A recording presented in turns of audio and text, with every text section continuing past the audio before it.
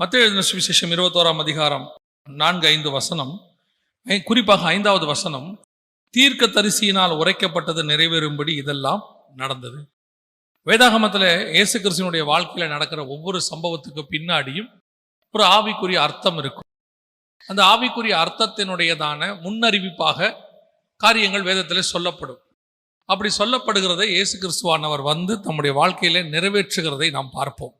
அப்படி நிறைவேறும் பொழுது வேதம் சொல்லும், இதெல்லாம் தீர்க்க தரிசனத்தால் உரைக்கப்பட்டது, நிறைவேறிடுச்சு அப்படின்னு. நான் சொன்னது உங்களுக்கு புரியும் நினைக்கிறேன். இயேசு கிறிஸ்துவோடைய வாழ்க்கையில நடக்க வேண்டிய சம்பவங்களை எல்லாம் தீர்க்க தரிசனமாக முன்பதாகவே வேதம் உரைச்சிடும்.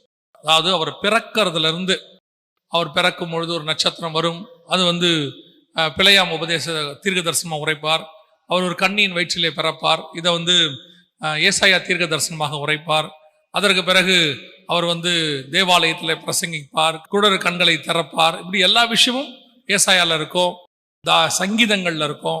அடிக்கப்படுகிற ஆட்டுக்குட்டி போல கொண்டு போகப்படுவார், இது ஏசாயால இருக்கும். என்னுடைய வஸ்திரத்தின் மேல் சீட்டு போட்டார்கள், இது சங்கீதத்தில் இருக்கும். இயேசு கிறிஸ்துவோடைய அத்தனை காரியங்களும் தீர்க்க தரிசனமாக இருக்கும்.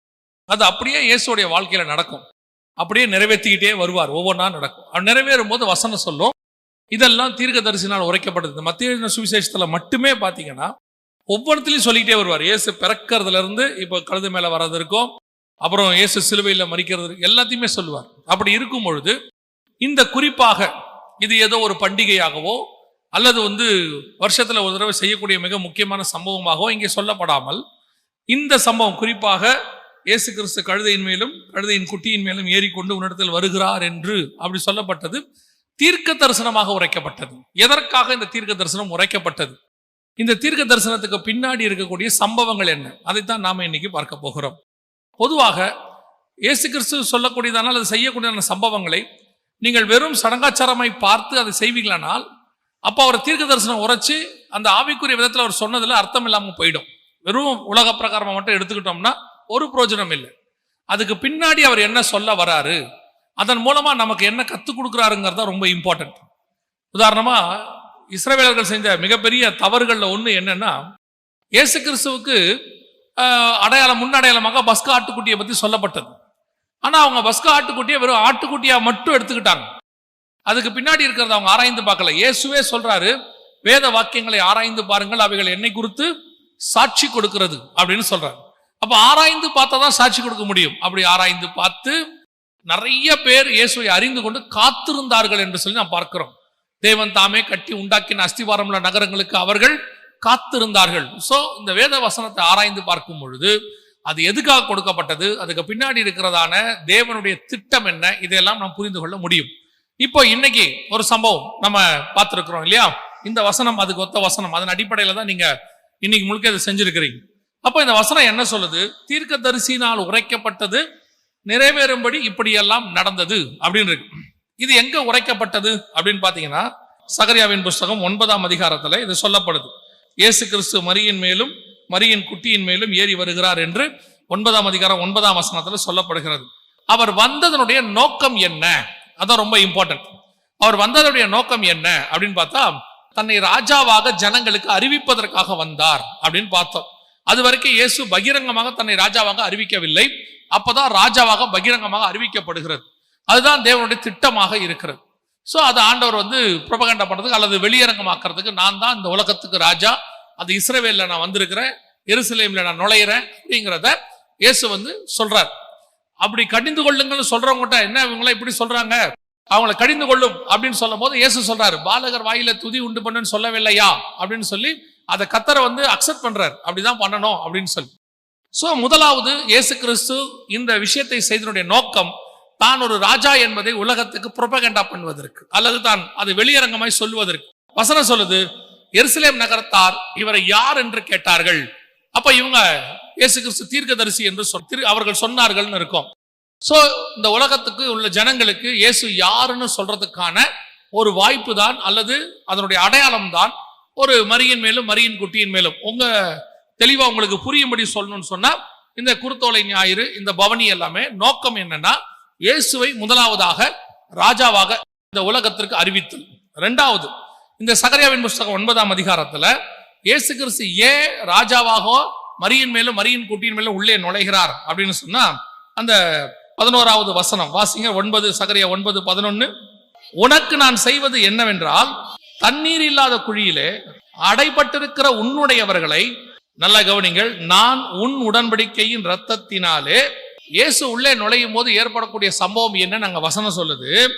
உனக்கு நான் செய்வது என்னவென்றால் தண்ணீர் இல்லாத குழியிலே அடைக்கப்பட்டிருக்கிற உன்னுடையவர்களை. யார் இந்த தண்ணீர் இல்லாத குழியிலே அடைக்கப்பட்டிருக்கிறவர்கள் அப்படின்னு சொல்லி நீங்க பாத்தீங்கன்னு சொன்னா உங்க எல்லாருக்கும் தெரிஞ்ச ஒரு சம்பவம் வேதத்தில் இருக்கு.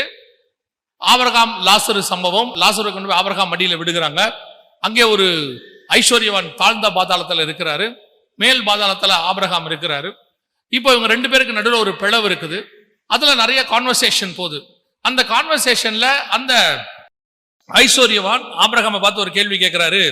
லாசருடைய சுண்டு விரலை வச்சு எனக்கு என்ன கொடுக்குன்னு சொல்லுங்க, தண்ணி கொடுக்க சொல்லுங்கன்றார். அதான் தண்ணீர் இல்லாத குழி அப்படின்னு சொல்லி பார்க்கிறோம். பழைய ஏற்பாட்டை பொறுத்த வரைக்கும் இயேசு கிறிஸ்து வருகிற வரைக்கும் பழைய ஏற்பாட்டு பரிசுத்தவான்கள் அத்தனை பேரும் பழைய ஏற்பாட்டுல மேல் பாதாளங்கிற இடத்துக்கு தான் போனாங்க. இயேசு கிறிஸ்துவின் மரணத்தோடு தான் கல்லறைகள் திறக்கப்படுகிறது, பரிசுத்தவான்கள் காணப்படுகிறார்கள். உயிர்த்தெழுந்து அவரோடு கூட பரதீசிக்கு போனாங்க. அதுக்கு முன்னாடி வரைக்கும் அவர்கள் எல்லோரும் பாதாளத்துக்கு போனாங்க. அதனாலதான் மரணத்துக்கு அதிபதி சாத்தான் என்று நாம் சொல்லுகிறோம். எப்போ வரைக்கும்? இயேசு கிறிஸ்து மரணத்தினாலே அவனை ஜெயிக்கிற வரைக்கும். அப்ப அது வரைக்கும் இவங்க எங்க இருக்கிறாங்கன்னா மேல் பாதாளம் தாழ்ந்த பாதாளம் அப்படிங்கிற இடத்துல தான் இருக்கிறாங்க. அதனாலதான் பழைய ஏற்பாட்டுல பரிசுத்தவான்கள் சொல்லும் போது, இப்ப நம்மளாம் பரலோகம் சொல்றோம் இல்லையா, மரிச்சா பரலோகத்துக்கு போவோம்னு. பழைய ஏற்பாட்டுல யாரும் அப்படி சொல்ல மாட்டாங்க. இப்போ யாக்கோபு சொல்லும் போது என் நிறைமயிரை துக்கத்தோடு கூட பாதாளத்தில் இறங்க பண்ணுகிறீர்கள். சங்கீதக்காரன் சொல்லும் போது நான் போய் பாதாளத்திலே என் படுக்கையை போட்டாலும். யோபு சொல்லும் போது சொல்றாரு நான் பாதாளத்திலே அப்படிங்கிறார். அப்ப எல்லாருமே பாதாளத்தை பத்தி தான் பேசுறாங்க. என்ன காரணம்னா அவங்களுக்கு அன்னைக்கே ஒரு ஆவிக்குரிய அறிவு இருந்தது, ஒரு வெளிப்பாடு, நம்ம பாதாளத்துக்கு போகிறோம் அப்படின்னு சொல்லி. இன்னைக்கு நமக்கு இயேசு வந்ததுனால பரலோகத்துக்கு போகிறோம் அப்படின்னு இருக்கு.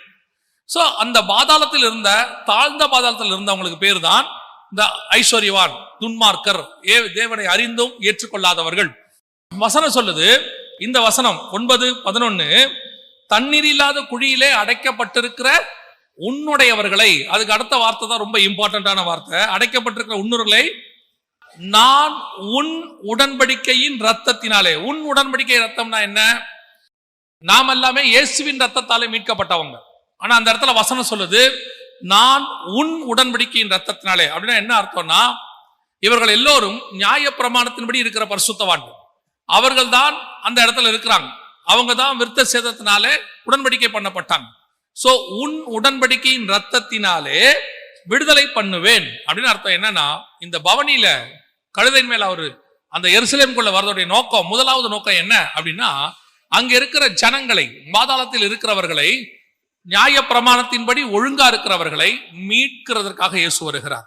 இதான் முதலாவது அந்த பவனியினுடைய அல்லது அந்த மரியின் மேலும் மரியின் குட்டியின் மேலும் ஏறி வருகிறதனுடைய நோக்கம். அப்போ இந்த பவனி எதற்காக? இப்ப நாம செய்யறது எதுக்காக? இப்ப நாம இதை ஒரு வருஷத்துக்கு ஒரு தடவை இருக்கக்கூடிய ஒரு பண்டிகையா பார்க்கிறோம், அல்லது இதை ஒரு முறைமையா வச்சிருக்கிறோம். ஆனால் வேதத்தினுடைய படி தீர்க்கதரிசினால் உரைக்கப்பட்டது நிறைவேறும்படி எங்கே தீர்க்கதரிசி உரைத்தார்? சகரியா 9. அதை இயேசு கிறிஸ்து மத்திய 21 செய்யறாரு, லூக்கால செய்யறாரு, மார்க்ல செய்யறாரு, வாசிக்கிறோம். அப்படியானால் இதனுடைய நோக்கம் என்ன? இது எதை சொல்ல வருகிறது? நாம் இந்த பவனி போகும்போது அடைக்கப்பட்டிருக்கிறவர்களை விடுதலையாக்க வேண்டும். இதனுடைய நோக்கம் அடைக்கப்பட்டிருக்கிறவர்கள் விடுதலையாக்கப்படுதல். நாம் இன்னைக்கு மிகப்பெரியதான ஒரு ஆசீர்வாதத்தை கையில வச்சிருக்கிறோம், இயேசுவின் ரத்தம். அன்னைக்கு அவர்கள் உடன்படிக்கையின் ரத்தத்தாலே மீட்கப்பட்டார்கள். இன்னைக்கு நாம் இயேசுவின் ரத்தத்தாலே மீட்கப்பட்டிருக்கிறோம். இன்னைக்கு எத்தனை பேர் அடைக்கப்பட்டிருக்கிறார்கள்? எத்தனை பேர் இன்னைக்கு கர்த்தரை விட்டு தூர போய் இருக்கிறார்கள்? எத்தனை பேர் கிறிஸ்துவை அறியாதவர்கள் இருக்கிறார்கள்? இவர்களை எல்லாம் யார் மீட்பது? இயேசு கிறிஸ்து ஒவ்வொரு முறையும் வானத்துல வந்து காட்டணும்னா ஒரே தடவை வந்து சுவிசேஷம் சொல்லிடுவார். ஆனா இப்போ நமக்கு அவர் கொடுத்திருக்கிற கட்டளை, நீங்கள் போய் சகல ஜாதிகளுக்கும் சுவிசேஷத்தை பிரசங்கி. அப்ப நம்ம மேல் விழுந்த கடமை.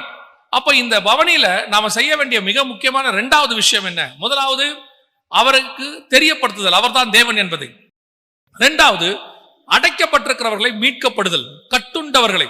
நீங்க பாத்தீங்க நல்லா 34ஆம் அதிகாரம் எசேக்கியேல்ல கர்த்தர் சொல்வாரு, பலவிதமான ஆடுகள் இருக்குது, ஒவ்வொரு ஆட்டையும் ஒவ்வொரு விதத்துல சுகமாக்கணும். காயம் கொட்டது, கட்டுண்டது, அப்புறம் வந்துட்டு துரத்துண்டது, முறிந்தது, இப்படி சொல்வார். இது எல்லாமே யாரை குறிக்குதுன்னா ஆத்துமாக்களை குறிக்குது. இந்த ஆத்மாக்கள்லாம் எங்க இருக்கிறாங்கன்னா இதே சபைக்கு வெளியே இதே நகரத்துக்குள்ள இருப்பாங்க. இங்க இருக்கிற இவங்க அத்தனை பேருக்கும் அதை விடுதலையாக்க வேண்டிய பொறுப்பு யார் கையில் இருக்குதுன்னா நம்ம கையில் இருக்கிறது. நாம் அதை செய்யறோமா? நாம இதை எப்படி பார்க்கிறோம்? நம்மளை பொறுத்த வரைக்கும் இது ஒரு பண்டிகை அல்லது இது ஒரு செய்ய வேண்டிய கடமை, அவ்வளவுதான். ஆனால் வேதத்தை பொறுத்த வரைக்கும் இயேசு ஏன் கழுதையின் மேல உள்ள வந்தாரு? சும்மா வந்தாரா அப்படின்னா இல்ல. சகரியா புஸ்தகம் இயேசு வருவதற்கு ஏறக்குறைய 500 வருஷத்துக்கு முன்னாடி சொல்லப்படுது. ஏன் அப்படி சொல்ல வைக்கப்பட்டதுன்னா, நான் வந்து உன்னுடையவர்களை மீட்பேன். அதுக்கு தான் அவர் ராஜாவாக உள்ளே நுழைகிறார். எப்பவுமே பாருங்க, இப்போ நம்ம நாட்டு ராணுவ வீரர்களை ஒரு நாட்டுக்குள்ள புடிச்சிட்டு போயிட்டாங்கன்னா அந்த நாட்டுக்குள்ள போய் இறங்கி சண்டை போட்டு அவங்களை விடுதலையாக்கி கொண்டு வருவோம். அதுக்கு யார் போனோம்? நம்ம நாட்டில இருந்து தளபதிகள், ராணுவ வீரர்கள், ராஜா போனோம். அதே தான் இயேசு செய்கிறார். அவர் ராஜாவாக உள்ளே நுழைந்து அவருடையவர்கள் அங்கே கட்டப்பட்டிருக்கிறார்கள், அவர்களை விடுதலையாக்க வேண்டும். அவங்களை அந்த கட்டி வச்சிருக்கிறவனை ஜெயிக்கணும், அந்த எதிரி நாட்டு ராஜாவை ஜெயிக்கணும். அதான் பிசாஸ். ஜெயித்து அவனை விடுதலையாக்குதல். அதற்குத்தான் இயேசு கிறிஸ்து மரியின் மேலும் மரியின் குட்டியின் மேலும் ஏறி வருகிறார் அப்படின்னு பார்க்கிறோம். இன்னைக்கு நம்முடைய பவனியுடைய நோக்கம் அதுவாக இல்லை. கட்டப்பட்டவர்களை விடுதலையாக்குவதாக இல்லை, அடைக்கப்பட்டவர்களை விடுதலையாக்குவதாக இல்லை. நாம் அதை ஒரு சடங்காச்சாரமாய் மாற்றிவிட்டோம். அப்போ இந்த பவனியை அர்த்தம் உள்ளதா நீங்க மாத்தணும், வேதத்தில் சொல்லப்பட்டபடி அதை நீங்க கரெக்டா செஞ்சு முடிக்கணும் அப்படின்னா நாம் முதல்ல பார்த்த மாதிரி முதலாவதாக சுவிசேஷம் அறிக்கிறவர்களாய் மாற வேண்டும். இரண்டாவது, நீங்கள் கட்டப்பட்டவர்களை விடுதலையாக்குதல். இயேசு கிறிஸ்து பாருங்க, சீஷர்களை அனுப்பும் போது அவர்கள் தம்மோடு இருக்கவும், பிரசங்கிக்கவும், குணமாக்கவும், விடுதலையாக்கவும் 4 வேலை கொடுத்து அனுப்புவார். வியாதியினால் பட்டவர்களை குணமாக்கவும், கடைசியா விடுதலையாக்கவும். அப்போஸ்தலர் நடவடிக்கைகள் 10ஆம் அதிகாரம் 38வது வசனம் சொல்லுது, பிதாவாகிய தேவன் இயேசு கிறிஸ்துவை எதற்கு அபிஷேகம் பண்ணினாரா? பிசாசினால் அகப்பட்ட யாவரையும் குணமாக்குகிறவராக அவர் அபிஷேகம் பண்ணினார். இன்னைக்கு நாம் எப்படிப்பட்டவர்களா இருக்கிறோம்? நாம, நம்ம குடும்பம், நம்ம ஆசீர்வாதம் எல்லாம் ஓகே, கர்த்தர் கொடுத்திருக்கிறாரு, நாம சந்தோஷமா இருக்கிறோம், மாற்று கருத்து இல்லை. ஆனால் நம்மால் யாருக்கு என்ன பிரயோஜனம்? நாம யாரையாவது விடுதலை ஆக்கி இருக்கிறோமா? மிஷனரிகளை தாங்குகிறோம். என்னைக்காவது அந்த மிஷனரி ஸ்தலத்துக்கு நீங்க போயிருக்கிறீங்களா? மிஷனரிகளுக்கு அனுப்புறது ரொம்ப சந்தோஷம், உங்களை குறையே சொல்லல, அது ரொம்ப விஷயம். நமக்கு ஏற்கனவே ஒரு விஷயத்தை என்ன பண்ணிட்டாங்கன்னா ராங்கா சொல்லி கொடுத்துட்டாங்க. அன்னைக்கு உள்ள விஷயத்தினால அவங்க சொல்லியிருப்பாங்க, ராங்கன்னு சொல்லக்கூடாது. அன்னைக்கு உள்ளதுல சொன்னாங்க. என்ன சொல்லி கொடுத்தாங்கன்னா, கோ ஆர் சென்ட் அப்படின்னு சொல்லுவாங்க. இல்ல, ஒண்ணு போங்க, போக முடியாட்டி அனுப்புங்க. நீங்க அதை என்ன பண்ணிட்டீங்கன்னா கோவையே தூக்கிட்டீங்க, சென்ட் மட்டும் வச்சுக்கிட்டீங்க. சென்ட் அனுப்பலாம். அது நம்ம எவ்வளவு அனுப்புறோமோ நம்முடைய பலத்துக்கு ஏற்ற மாதிரி, நம்முடைய இருதயத்துக்கு ஏற்ற மாதிரி அனுப்புறோம். மிஷனரிகள் அதுல பயனடைகிறாங்க, சுவிசேஷம் போகுது, இல்லைன்னே சொல்லல. நீங்க போய் என்னைக்காவது பார்த்திருக்கீங்களா அந்த இடத்த? அவங்க என்ன பண்றாங்கன்னு பார்த்திருக்கீங்களா? போகணும். அப்பதான் நீங்க கொடுக்கிற காசு மேல உங்களுக்கு பெருமை வராது. நீங்க கொடுக்கிற காசுல எல்லாம் உங்களுக்கு ஒரு பெருமை இருக்கும் கண்டிப்பா. எப்படி 4 பேர்ட்ட சொல்லுவீங்க, நாங்க 2 மிஷனரிய தாங்குறோம். நீங்க திருப்பி சொல்றேன், நீங்க தாங்குவது நல்லது. ஆனா வருஷத்துக்கு ஒரு தடவையாவது அங்க போய் பாருங்க. அப்பத்தான் நீங்க அனுப்புற பணத்தினுடைய மேன்மை உங்களுக்கு தெரியும். அந்த பணத்தை விட அவன் எப்படி ஜீவனை வச்சு அங்க வேலை பார்த்துக்கிட்டு இருக்கிறாங்க. மனுஷங்களுக்கு மத்தியில, மிருகங்களுக்கு மத்தியில, காட்டுக்கு மத்தியில அவங்க என்ன பண்ணிக்கிட்டு இருக்கிறாங்கிறத என்ன செய்யணும்? அங்க போய் பார்க்கணும். அவன் ஒவ்வொரு நாளும் மிருகத்துக்கு நடுவில் ஓடுவான். அவனுடைய நோக்கம் என்ன? நீங்கள் அனுப்புற பணம் அவனுக்கு உதவி செய்து இல்லைன்னு சொல்லல, இல்லாவிட்டாலும் அவர்கள் பிழைப்பார்கள், எப்படி கர்த்தர் அவங்களை போஷிப்பார். ஆனால் அவன்தான் கட்டப்பட்டவர்களை விடுதலையாக்கும்படி போகிறவன். அந்த மாதிரி நீங்களும் போய் பாருங்க. அங்க உள்ள கிராமத்துல, அந்த இடத்துல இருக்கக்கூடிய காட்டுக்குள்ள ஒரு ஆத்துமாட்ட பேசுறது நீங்க 5000 பேருக்கு பேசுனதுக்கு சமம். நான் ஒரு தடவை போயிருந்த போது கிட்டத்தட்ட 20 கிலோமீட்டர் 15 கிலோமீட்டர் நடக்க வச்சு கூட்டிட்டு போய் ஒரு இடத்துல போய் பாக்குறாங்க. அங்க போனா ஒரு மிஞ்சி போச்சுன்னா ஒரு 10 பேர் கூட இல்ல, மலைக்கு மேல இருக்கிறாங்க. ஆனா அந்த 10 பேரை அவங்க வாரம் போய் பாக்குறாங்களாம், பார்த்து சுவிசேஷம் சொல்றாங்க. இதுதான் கட்டப்பட்டவர்களை விடுதலையாக்குதல். நாம இன்னைக்கு அதை செய்யறோமா? அந்த மாதிரி காரியம் இருக்குதா? நாம கண்டிப்பா கொடுக்கிறோம், இல்லைன்னு சொல்லல. ஆனா அதுல நமக்கு ஒரு சின்ன பெருமை இருக்கும், மைண்ட்ல இருக்கும். நம்ம சொல்லிப்போம், வேற யார்ட்டையாவது கேட்கும் போது அப்படி சொல்லுவோம், நாங்களும் 2 மிஷனரிகளை தாங்கிட்டு இருக்கிறோம் அப்படிம்போம். தயவு செய்து நீங்கள் இறங்கி வேலை செய்யுங்கள்.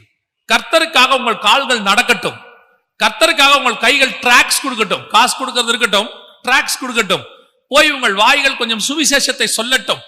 கொஞ்சம் ஆண்டவருக்காக போய் பேசுங்க.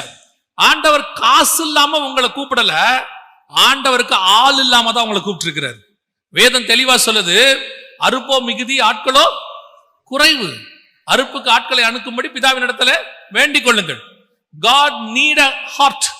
நல்ல இருதயம் ஆண்டவருக்கு வேணும். சுவிசேஷம் சொல்றது, கட்டப்பட்டவர்களை விடுதலையாக்கும்படி தான் இயேசு கிறிஸ்து அந்த கழுதை மேல வந்தார். இன்னைக்கு நாம கட்டப்பட்டவர்களை விடுதலையாக்குறதுக்காக வரல, நாம அதை ஒரு முறைமையா செய்யறோம்.